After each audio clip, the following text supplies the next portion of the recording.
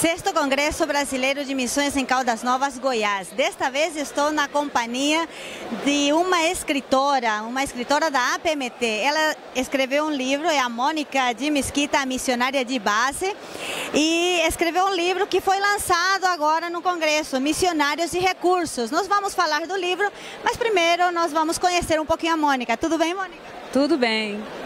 Mônica, você tem uma trajetória nas missões. Conta para nós como é a sua trajetória.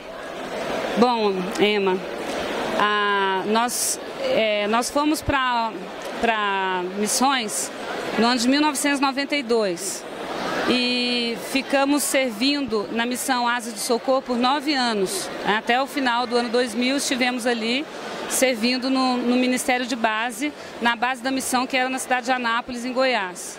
Durante esse tempo, esses 9 anos, eu trabalhei na missão com treinamento e capacitação dos missionários na área de captação de recursos e formação da sua equipe de parceiros e ministério.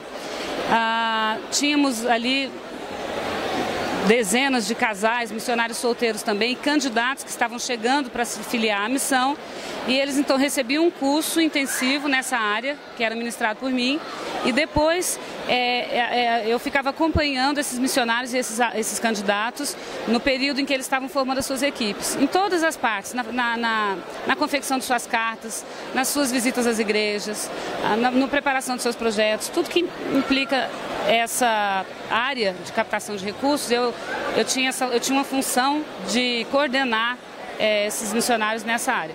Daí, quando foi no ano 2001, início de 2001, viemos para a cidade de São Paulo, fomos para a cidade de São Paulo e começar o nosso ministério na Agência Presbiteriana de Missões Transculturais, a APMT da Igreja Presbiteriana do Brasil. E lá estamos desde então. Completaremos agora em janeiro 11 anos.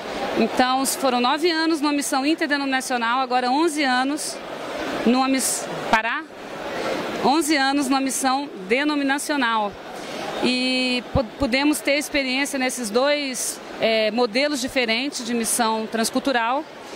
E eu louvo muito a Deus por isso, porque foi possível perceber todas as características em cada um desses ministérios e trabalhar com missionários de perfis diferentes. Esses 11 anos também eu continuo trabalhando nessa área, que é, na verdade, o ponto central do meu ministério. Eu tenho muita alegria nisso, eu acredito na igreja brasileira, acredito que a igreja brasileira tem todo o potencial para enviar e manter os seus missionários. Não precisa de recurso de fora, o que a gente precisa é saber se comunicar. O que eu falo para os meus alunos é que se eles forem apaixonados no projeto deles, se eles forem pessoas convictas, que tenham certeza de que o que estão fazendo é o que Deus quer que façam, eles vão ter tanta certeza e tanta convicção do seu chamado, que eles vão passar isso naturalmente para as pessoas. Não vai precisar de convencer ninguém, porque o próprio discurso deles vai fazer isso. Então, o que precisamos é que esses missionários entendam as bases bíblicas para formar a sua equipe, que eles deixem de ter medo de levantar sustento, vamos dizer assim. Isso é um mito, na verdade. Tem pessoas mais tímidas, outras mais ousadas, mas não é isso que influencia. O que influencia são os princípios que a Bíblia nos ensina e que estão nesse livro aí. Isso, muito bem. Falando do livro, Mônica, a sua própria experiência que inspirou você há muito tempo já a ministrar esse curso, como levantar recursos, parcerias para a obra missionária. O livro que nós temos aqui, Missionários e Recursos, Parcerias no Reino de Deus, que foi lançado ontem aqui no CBN. Muito obrigada, então, e parabéns aí pela editora Betânia, é claro. E nós estamos muito felizes que uma missionária de base da APMT esteja assim colaborando não só com a nossa missão, não só com a nossa agência, mas sendo um instrumento, uma ferramenta para muitos missionários. Conta para nós um pouquinho então da sua experiência de escrever esse livro. Esse livro aí começou a ser escrito no ano 2000, nós estamos em 2011. Então foram 11 anos de espera até que o projeto se concluísse. Não porque ele seja muito extenso, são 100 e poucas páginas. A questão é que eu entendo, depois que foi concluído, que foi para publicação, eu entendi que Deus queria que eu tivesse essa experiência primeiro aqui com a PMT, com missões transculturais, antes que ele fosse escrito, porque até então minha experiência era outra, de um lado só. Então eu louvo a Deus quando o meu editor me procurou dizendo que o livro já estava na gráfica, eu fiquei com a crise de enxaqueca, 2 semanas, com muito temor de Deus, porque quando você fala com alguém, oralmente, falando, a sua palavra vai, é ouvida e é perdida. Quando você registra, quando você escreve, isso é publicado, você não tem mais domínio sobre ela. Está aí agora. Quem quiser ler, algumas pessoas vão ler e vão presentear e vão...